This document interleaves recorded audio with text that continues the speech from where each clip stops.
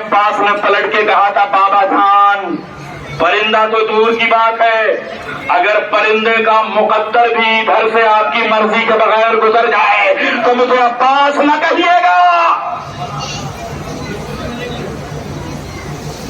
یہ مہربان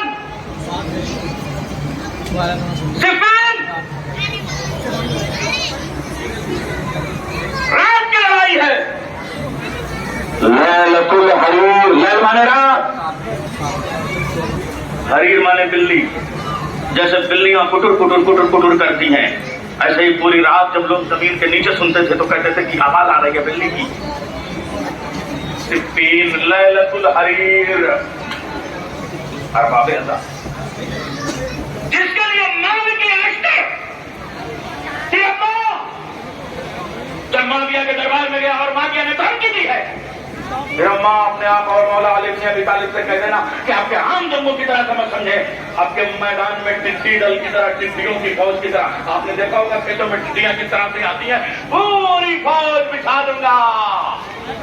پھر اماں نے مڑ کے کہا تھا معاویہ اس ٹڈی دل لشکر کے لیے علی کو زحمت کی ضرورت نہیں ہوگی، علی کا ایک اشتر ایک جھٹکے میں جھک جائے گا، اس کا نام ہے مالک اشتر۔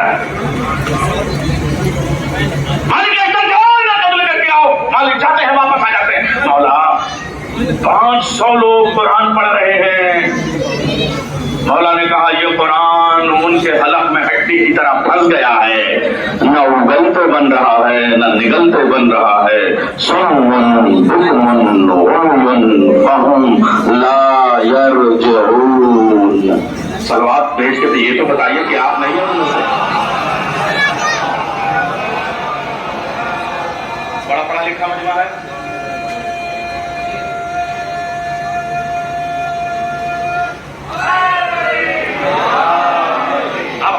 اب لگا عباس کے چاہنے والے ہیں۔ جو لوگ کرائے کے ہاتھ اپنے کاغذوں پہ رکھتے ہیں انہیں ہم لائق سلام بھی نہیں سمجھتے، لیکن خالق ید اللہ نے عباس کے ہاتھوں کے صدقے میں جن کو ماتم کے لیے ہاتھ دیے ہیں وہ دونوں ہاتھوں کو بلند کر کے کہیں نعرہ حیدر۔ بھائی میڈیا والوں یہ میں نے یوں نعرہ نہیں لگایا تھا، میں سمجھ رہا تھا کہ آپ کو ایک ایسی تصویر چاہیے جس میں ہاتھ ذوالفقار کی طرح بلند نظر آئے۔ صلوات بھیجے محمد و آل محمد پر۔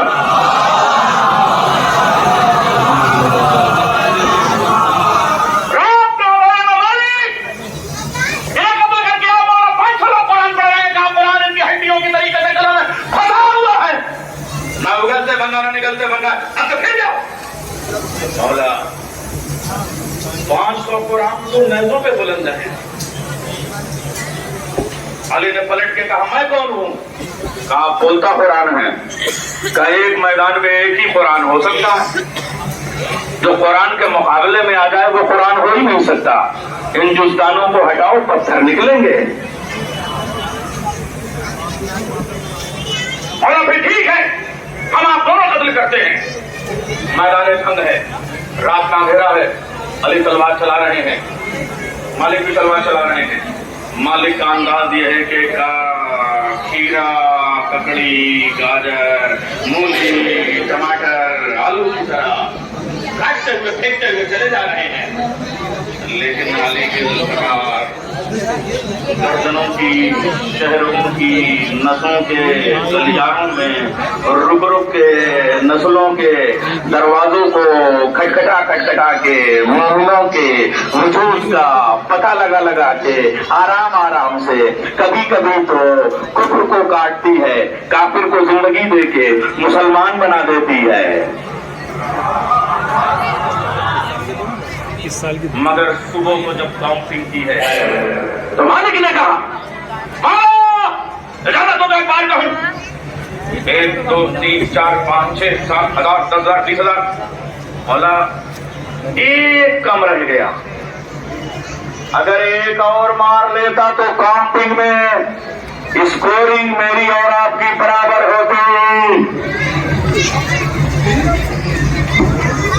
مالک سیمی فائنل میں ہو ابھی،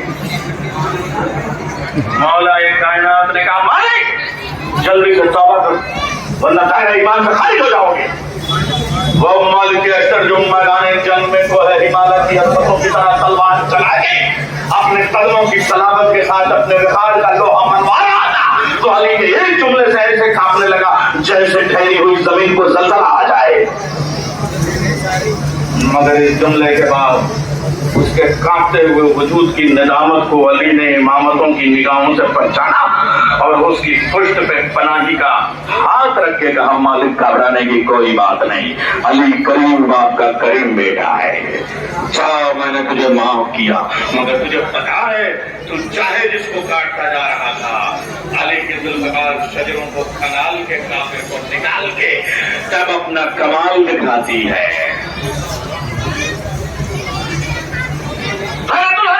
جنگ میں مالک جنگ لگائے ہیں. دشمن نے تیاری کی اور سوچا جب تک مالک کو واپس نہیں بلائیں گے آج تو دربار شام کا خاتمہ ہو جائے گا. جا کے کہا مالک علی بلا رہے ہیں, مالک علی بلا رہے ہیں, مالک علی بلا رہے ہیں. اب مالک جب واپس آئے ہیں تو علی نے کہا کسی صحابی کو نہیں اپنی اولاد کو بھیجنے کی ضرورت ہے. محمد حنفیہ ابن علی ابن ابی طالب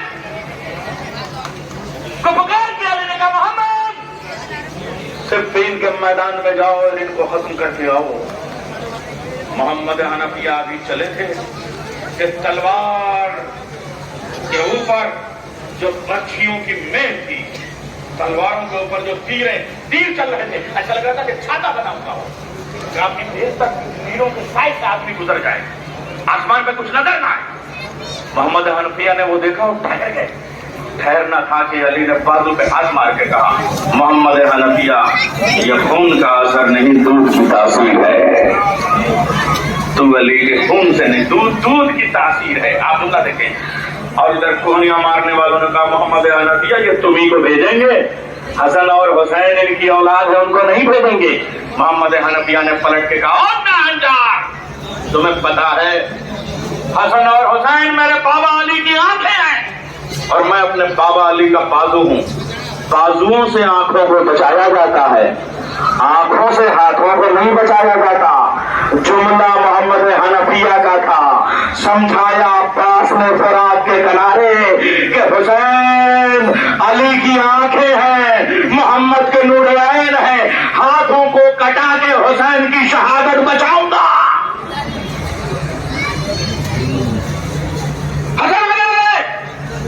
حسین 5 قدم آگے بڑھے اور مولا کائنات نے کہا تم نے میرا جملہ نہیں سنا میری اولادوں.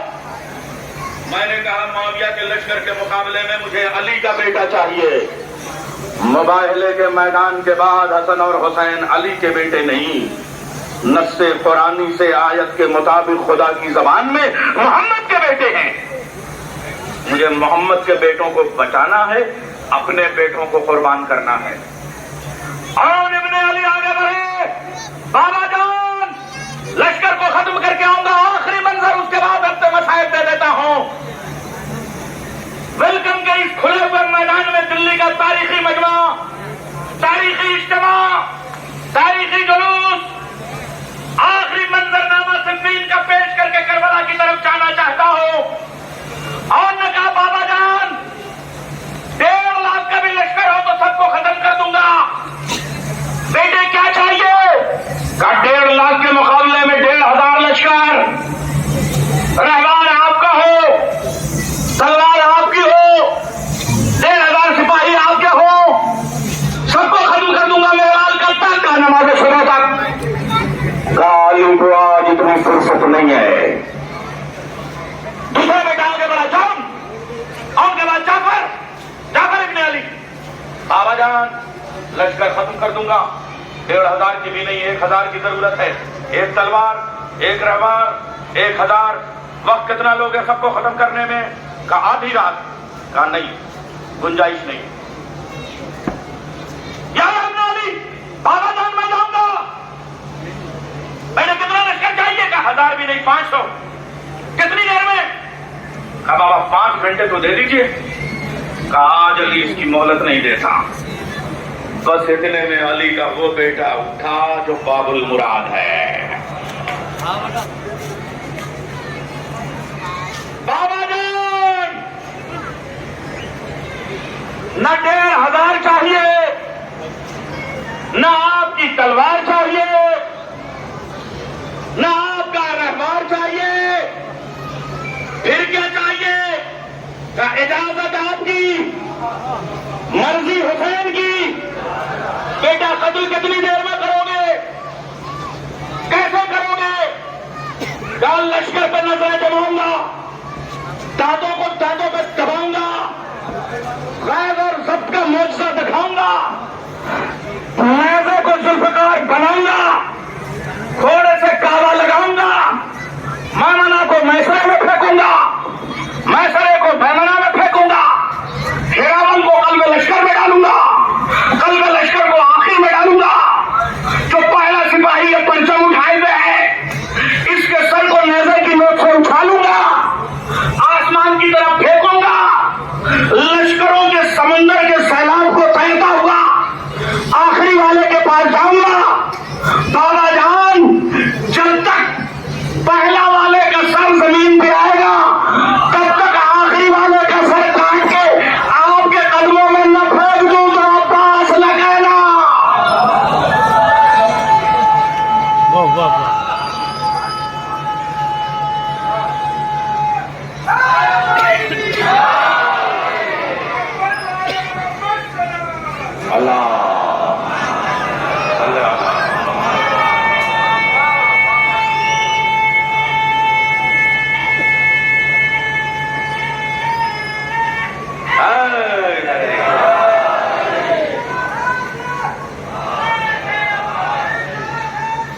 عباس ہے، عباس ہے، عباس ہے، عباس ہے۔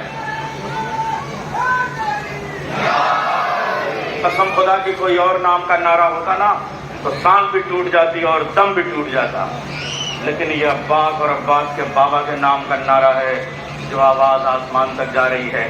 مگر میرے بھائی، میں اپنا نعرہ جب تک